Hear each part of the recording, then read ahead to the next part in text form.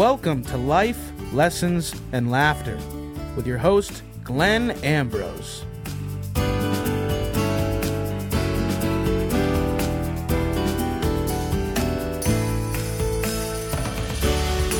Hey everybody, welcome to the podcast. Today we are talking about self-love, and I have no idea what I'm going to say. Nice. Yeah. Very nice. I don't know. This is the third thing that we've recorded today, and I just noticed looking at myself in the top little thing where I can see myself at the top of the screen. I mean, you can see me in its entirety. For those of you who are watching this on Patreon, my head is perfectly framed in the window behind me. Oh yeah. Do you notice that? Like, yeah. Now it's like the perfect size. Wow.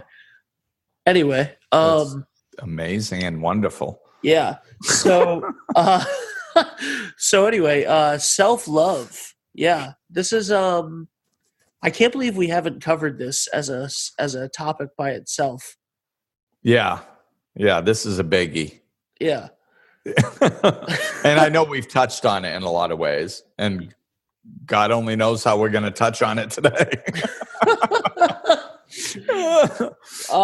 So why don't you tell me about why is self-love so important? I mean, I know that you say a lot that all work is self-work, and we also I think one of the first things that we did, one of the first episodes we did was how to care for yourself to better care for others. Yeah. You know, that kind of stuff. So tell me why practicing self-love is so important.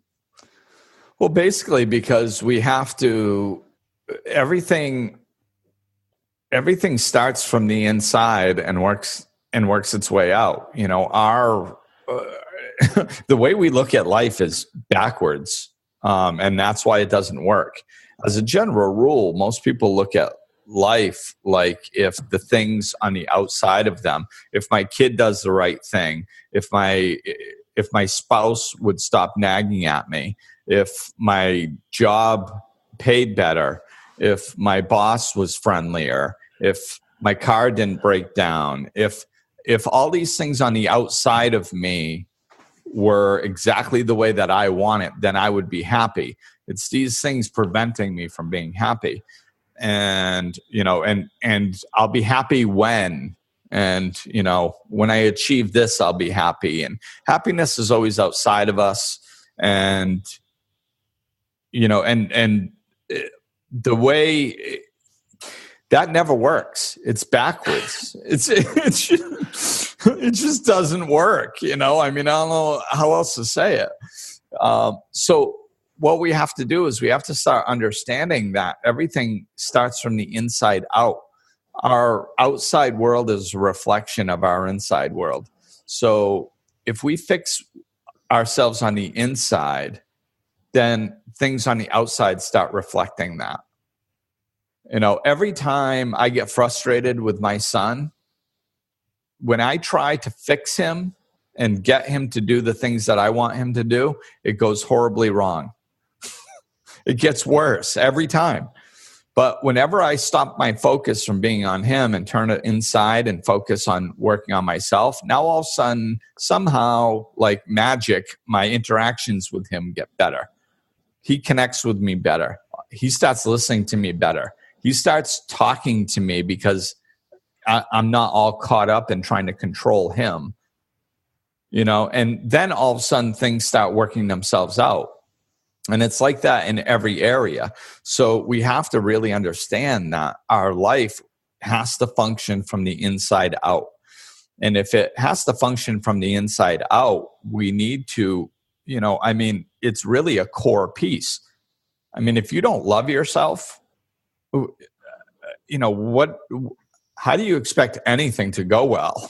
You know, I mean, you're you. You know, you can't walk around with a dislike or a hate towards yourself and expect to experience happiness, joy, peace, love, anything like that on the external world. I mean, so we have to start with ourselves.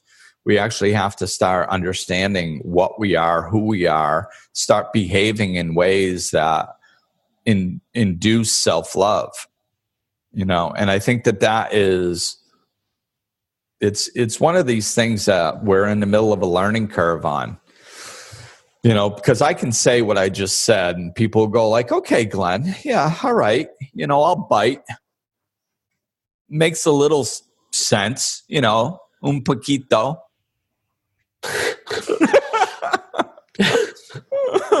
So it makes a little bit of sense. But what does that look like? How do I implement that? I mean, what am I supposed to do? So, and that's, I think, a big part of self-love. How do you love yourself? And a big part of it is behaving in ways that raises self-love. It's very closely related to what I talk about when I talk about self-esteem. If you want self-esteem, do esteemable things. Be kind to yourself. If you want self-love, do loving things for yourself.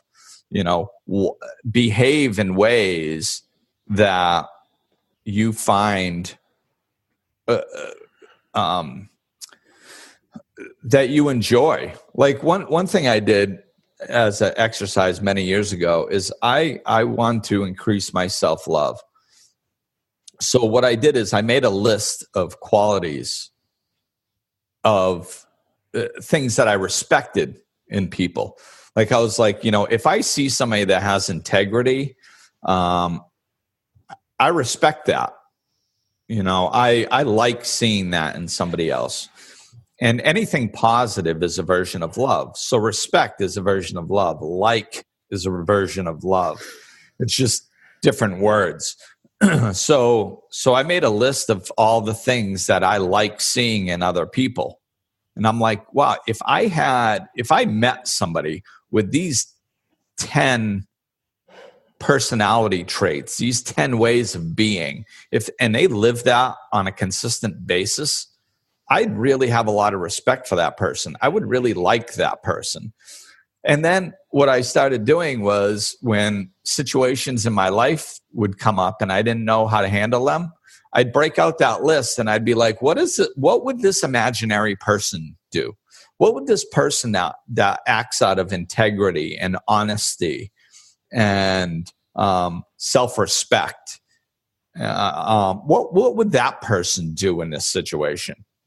Well, somebody that respected themselves and loved themselves and really was honest, they would do this. And I'd be like, okay, then I'll do that. And then that's what I would do. And then over a period of time, I noticed my self-love growing because I actually liked the person that the ways of behavior that I was living in. And I think that's one of the biggest understandings. Somebody asked me many years ago, one of my first clients were talking about this, and they said, well, why do you love yourself? You seem to love yourself. Why do you love yourself, Glenn? And I was like, ooh, that's a good question. And so I thought about it for a moment and I said, well, one of the things that I love about myself is that I'm honest. So, like 15 years ago, I decided I was going to not tell any lies, no white lies, nothing. So I started living like that.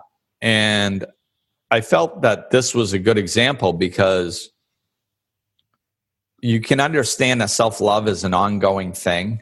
It's not a momentary thing because that's what our brain usually likes to do. Oh, I'll do this and then I'll love myself. It's like, no, it's, that's another external thing and it's momentary and it's fleeting. So it's, loving yourself is just generally liking the type of behaviors that you do on a regular basis. And so with the honesty thing, I was like, I don't love myself because all of a sudden there's this situation that happens. And I think for a minute, boy, it'd be really easy to tell a white lie here and get myself out of the situation. And then I would choose not to, and then tell the truth and be honest. And then as soon as that situation's over, I go, way to go, Glenn. You're awesome. That was phenomenal. Way to go. Like that's not how it works. It's not what I do. It's just that when I think of myself, I go, well, I'm the type of person that as a general rule does not lie. I like that. I like walking around being a person with that quality. I like being a person that generally just tells the truth, even when it's difficult. I respect that in myself. I like being a person. I like walking around being a person that has that general quality as they walk through life. So it's more of an ongoing thing.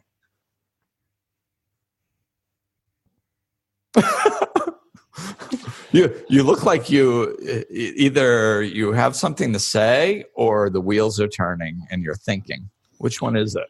Oh, I just think that it's really funny that 10 minutes ago you said you had no idea what you were going to say on this topic. Well, of course. That's why I don't let that stop me. It always goes somewhere. Yeah. Is self-love a big issue that you see in your clients?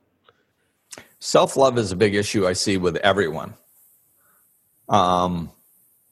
Yeah, everyone. I just think it's one of the biggest things we all need to work on as a society. I mean, like in a way, yes, with my clients. And the only reason I say that is because my clients are very loving people.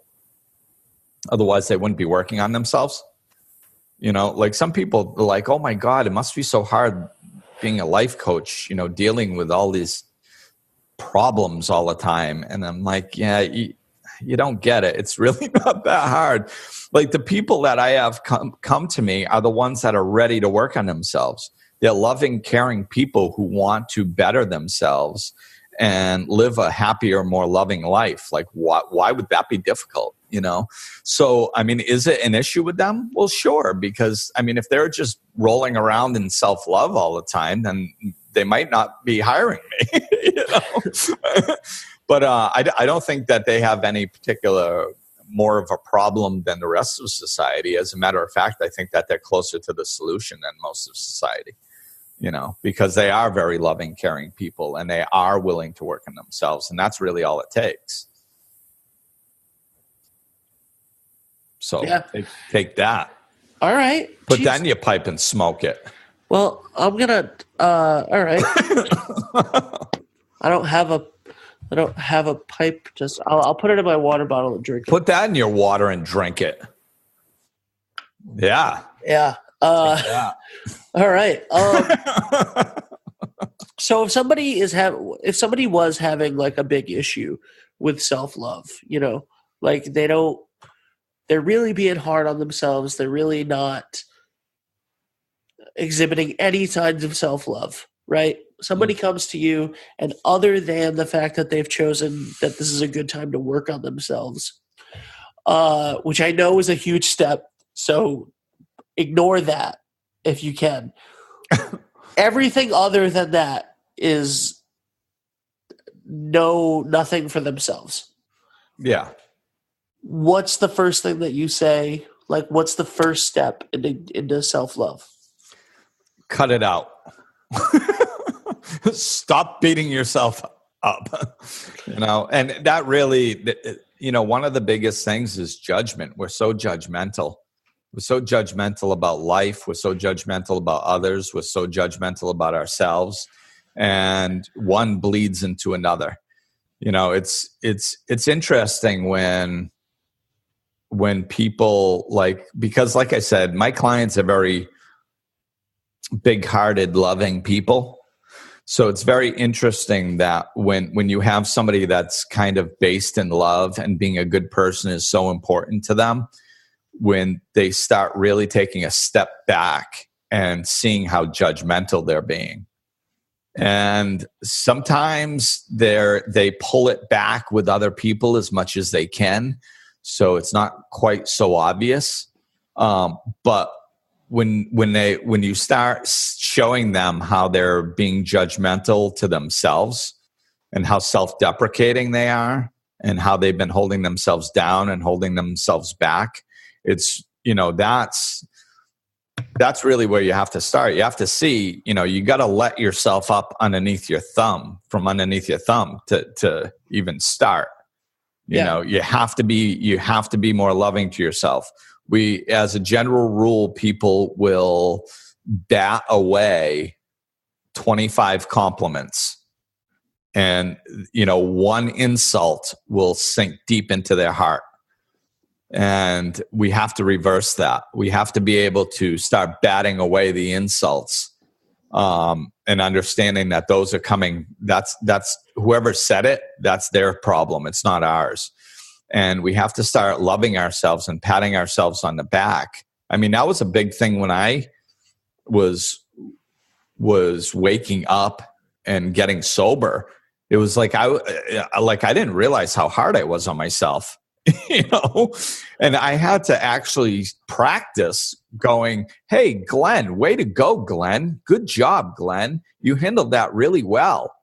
And it felt weird at first, because I was taught not to do that. You weren't supposed to pat on yourself on the back, because then you'd be an egotistical jackass. And, that's what people are so scared of. But that's and that's what our ego does to keep us stuck is it generalizes things. And it's like, well, no, if you love yourself, then you think you're better than other people. And it's not that at all. Loving ourselves does not mean that we think we're better than anybody else at all. It's two completely different energies. Loving yourself is just loving yourself, period. It's just loving another. That's like saying, if anybody's ever been in love with somebody else, that they think that person they're in love with is better than everybody else on the planet. Literally, not better for you. You can be in love with somebody and go, oh my God, this is the best person on the planet for me. But if you're sitting there with the person that you love and going, this person is the best person on the planet, nobody else has good qualities, then you're delusional. There's lots of people with good qualities in this world, So I mean, it's the same thing. It's if you love yourself, it doesn't mean you have to demonize everybody else. It doesn't mean that you have to put down others. That's ego. Loving yourself actually enhances your ability to love others, because you don't feel so threatened by other people.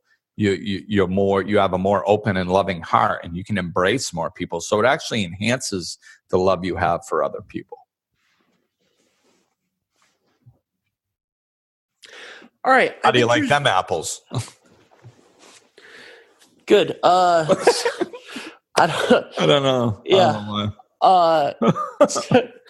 So when you threw out the topics for today, I chose this one as one of the ones that I thought that we should cover, because I couldn't believe that we hadn't talked about it before, as an episode unto itself, and B, because I think that it's something that I could personally, learn some stuff about. So since you are my life coach, this is not my life coaching session, but I think that this might be helpful for others sometimes to do this. Do you think, as someone, as actually a client of yours, who me well, better than the people that are listening to this do you think, my shortcomings when it comes to this? What do you think? Use some of the specifics of. You can use some of the specifics of me. I'm giving you the permission to do that. What are some of the things that you think that I could do better in the self-love realm? Caring for yourself. This is that care for yourself so you can better care for others. Prioritizing our time. A lot of times we think about, it's this good person trap, because we have big hearts all, like I was saying, all my clients have big hearts. So the trap that people fall into is doing good for other people to try to feel good about themselves. And so, because when you do good for other people, there's a positive response from the universe, because we're supposed to do good for other people. But the problem is we get addicted to that.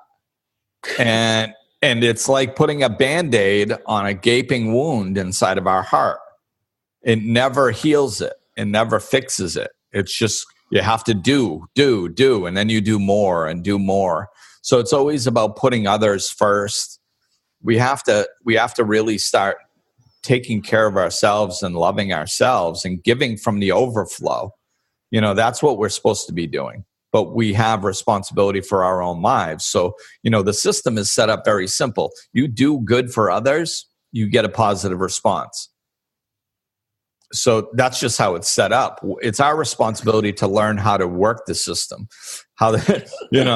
So our responsibility is not to distract ourselves from the fact that we're lacking in self-love and just put more Band-Aids on everybody else. It's to do the inner work and really take care of ourselves and notice how strong we feel and how good we feel and how good it feels to give from the overflow. And that we can continue to do that because like, if we're not giving from the overflow, then what we're doing is we're taking, 5% of our energy and we're giving it to somebody else. Now we're 5% down. And we can't keep that up forever because we run out of energy, So what we need to do is, if we fill ourselves up to 100%, and then it's overflowing and we just give from that overflow, we can give endlessly. So I think that's the biggest part, is just really working on ourselves and giving from the overflow. So to do that, we need to, stop doing so much for other people, turn it on ourselves.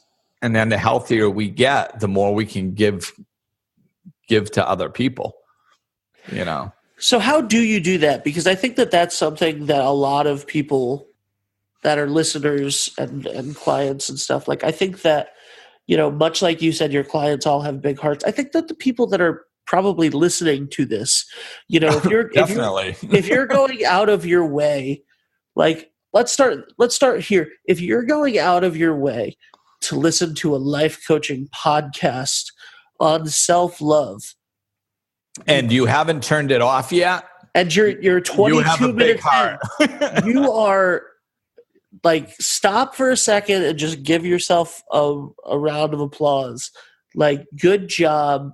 This has already been an exercise in self-love.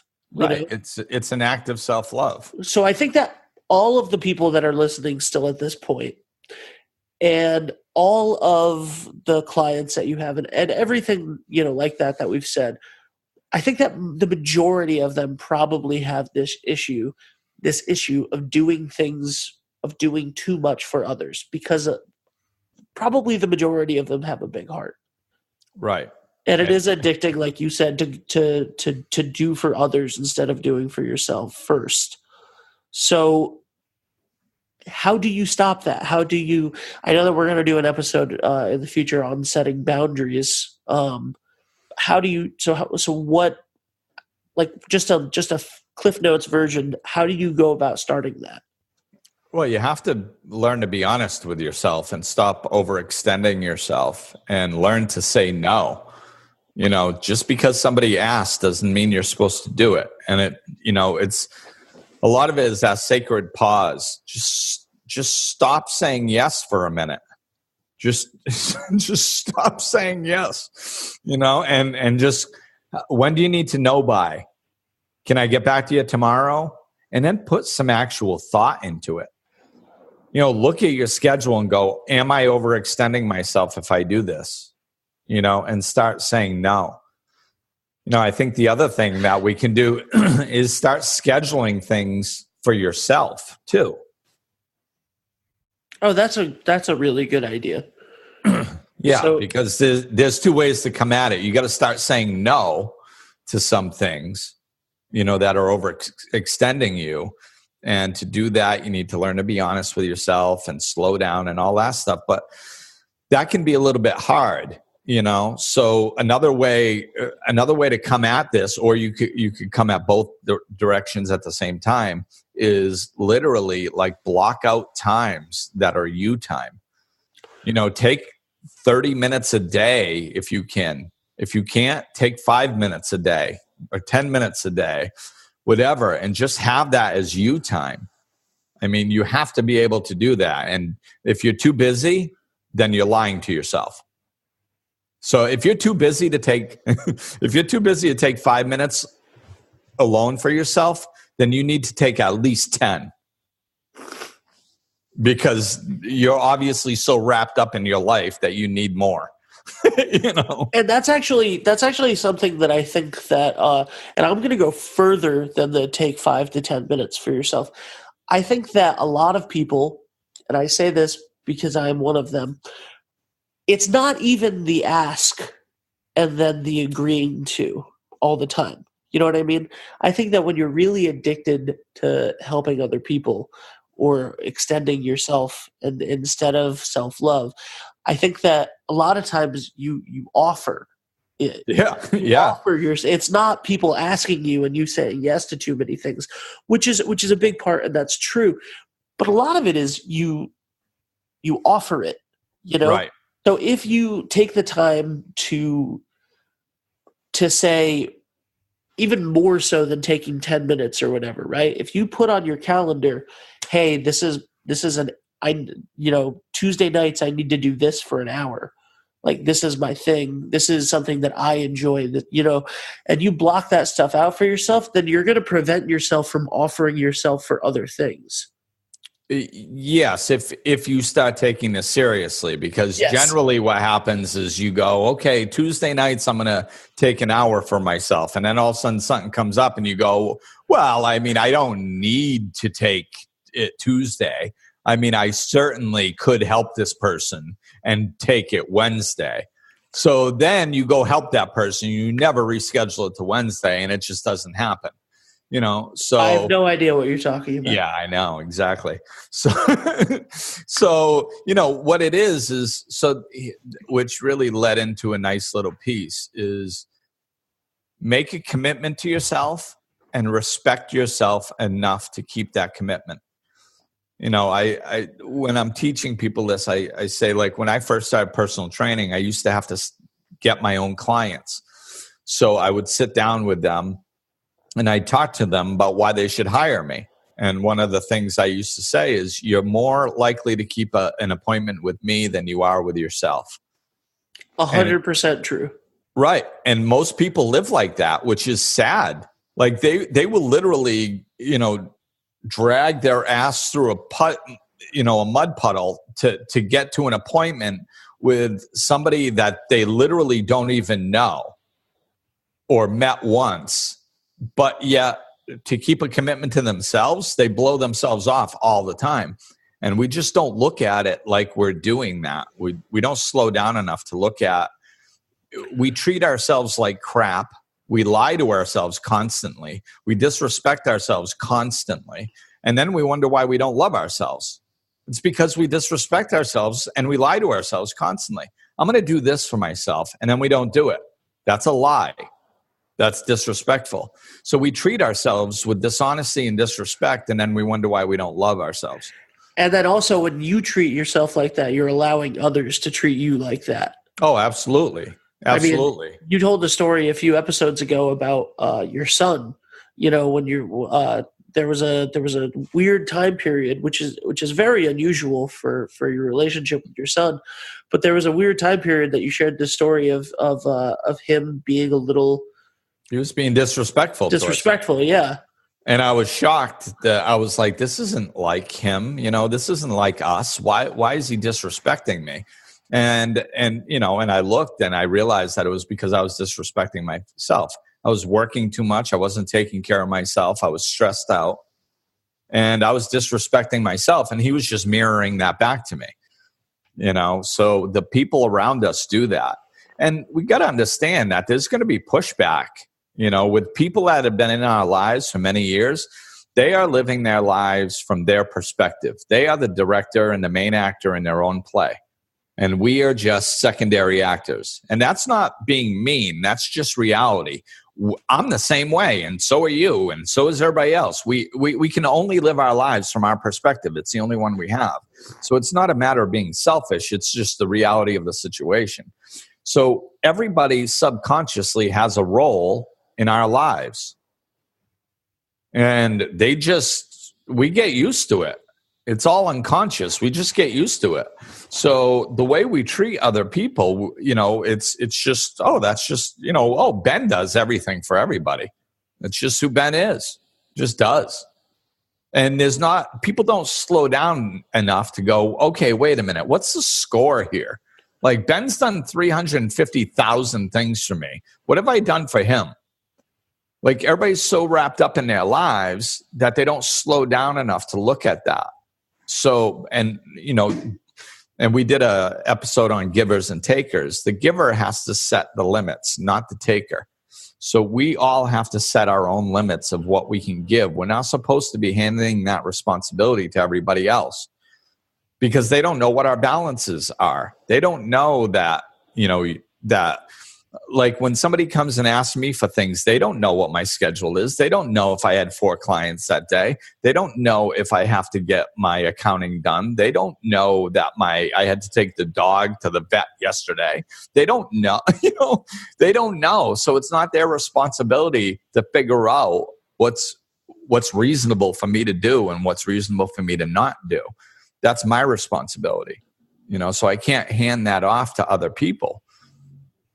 I really have to. My life is my responsibility, and I have to respect myself enough to say, no, I'm wearing myself thin. This isn't healthy for me. And when I, like what I was saying a few minutes ago, if I set something on my calendar, I have to stand by that.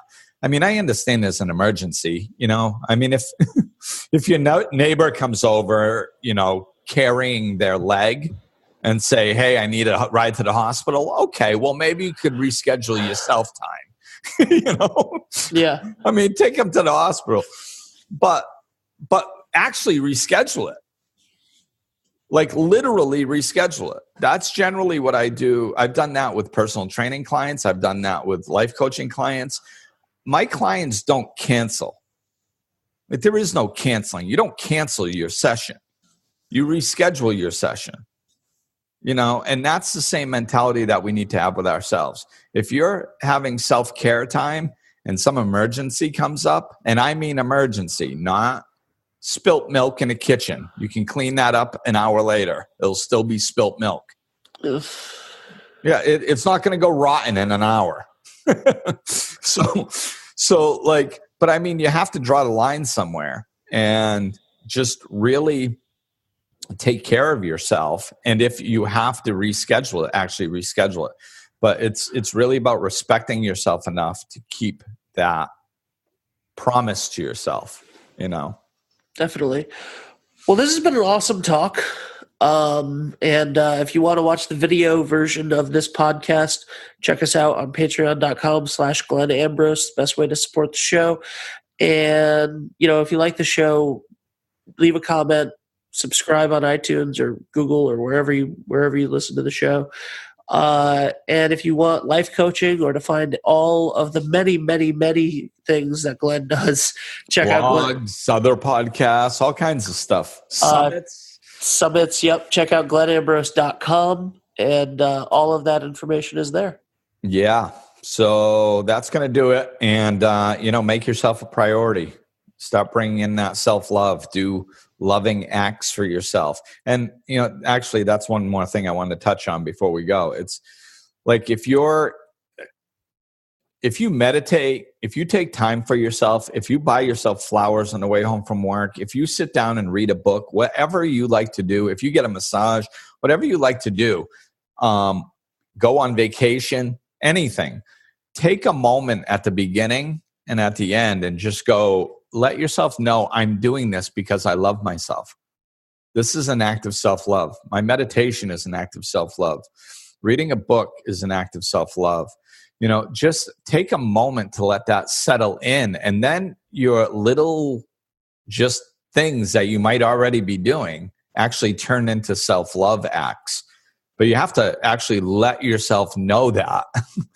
If we're like, oh, I'm doing this, now I'm going to do that, now I'm going to do that. And like, we just go from one thing to another too quickly. Slow down for a minute.